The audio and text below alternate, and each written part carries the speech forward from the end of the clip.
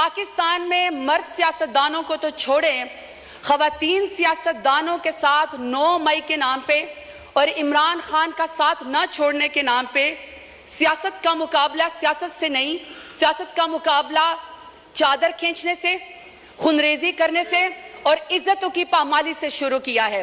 पाकिस्तान एक ऐसा इस्लामी जमहूरिया पाकिस्तान एटमी ताकत है जिसमें नवाज शरीफ की मां पे, जिसमें शहबाज शरीफ की मां के ऊपर खवातीन को सड़कों के ऊपर घसीटा जाता है, उनकी चादर खींची जाती है, उनको पर वाटर कैनन इस्तेमाल किए जाते हैं, लाठी चार्ज होता है, उनको पर FIR की जाती है, चादर और 4 दीवारों को पामाल किया जाता है, लेकिन किसी को शर्म नहीं आती है, किसी को शर्म नहीं आती है। मानते हैं हम बेनजीर भुट्टो साहबा की हम इज्जत करते हैं क्योंकि पहले वजीर आजम थी खातून, लेकिन एक दूसरी भी तो है ना जो टिकटॉक और वजीर आला जो कहती है कि खवातीन मेरी रेड लाइन है। स्पीकर साहब, ये प्रेसिडेंशियल स्पीच में पहले पैराग्राफ में प्रेसिडेंट साहब जो हैं वो कांग्रेचुलेट कर रहे हैं इस ऑगस्ट हाउस को। सर, सेकंड पैराग्राफ में वो इंस्पिरेशन ले रहे हैं और गाइडेंस ले रहे हैं कायद-ए-आज़म मोहम्मद अली जिन्ना से, शहीद जुल्फ़िकार अली भुट्टो से, शहीद मोहतरमा बेनज़ीर भुट्टो से। और क्यों इंस्पिरेशन ले रहे हैं? वो इंस्पिरेशन ले रहे हैं कि they were advocates for democracy, tolerance and social justice. और सर, जारी बात है, अगर मैं यहाँ पे मेरा पैराग्राफ हो तो मैं ये कहूँगी कि मेरी इंस्पिरेशन कायद-ए-आज़म मोहम्मद अली जिन्ना के साथ साथ मेरे लीडर इमरान खान के नाम पे भी है।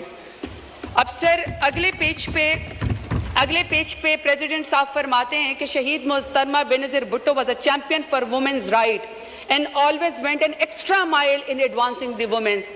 स्पीकर साहब, मैं आपकी तवज्जो हासिल करना चाहती हूँ प्लीज।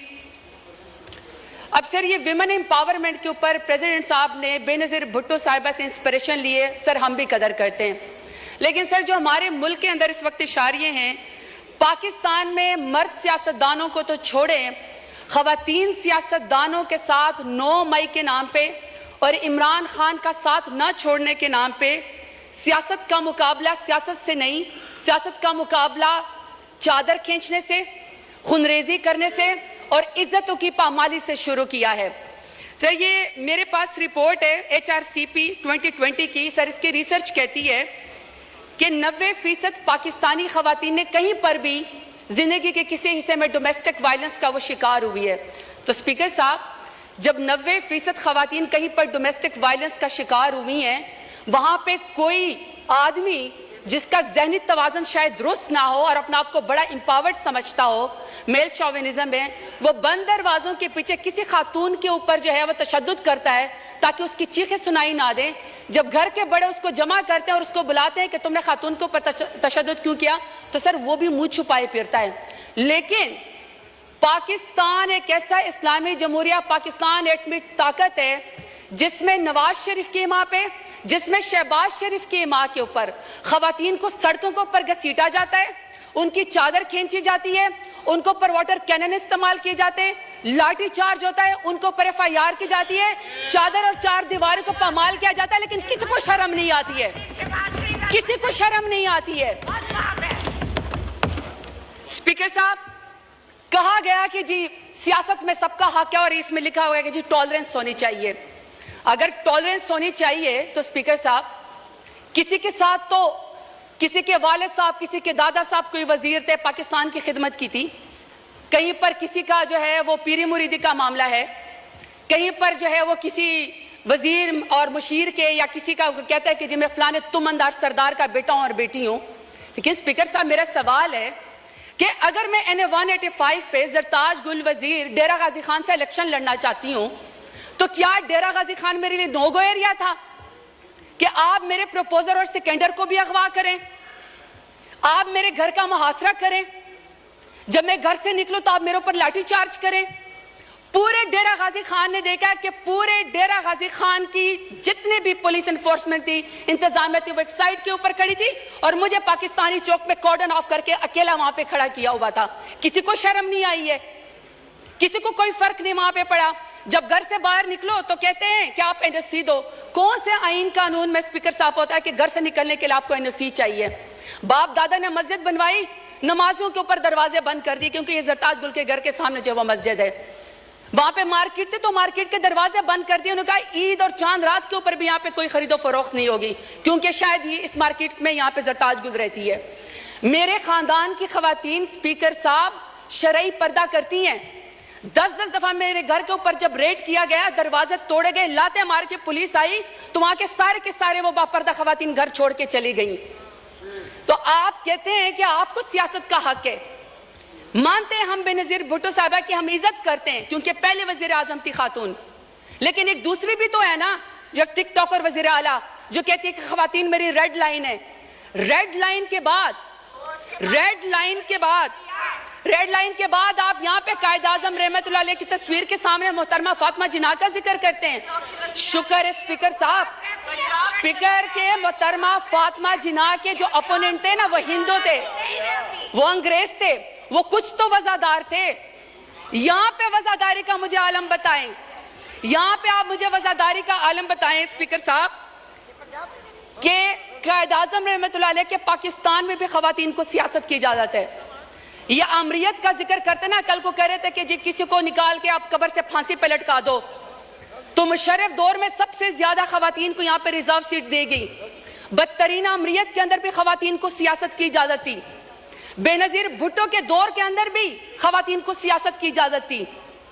इमरान खान मेरे लीडर की हुकूमत में खवातीन को सियासत की इजाजत थी। सबसे ज्यादा पाकिस्तान की तारीख में अगर काबीना में कोई मिनिस्टर बनी है तो वह इमरान खान के दौर में बनी है। मैं सवाल पूछना चाहती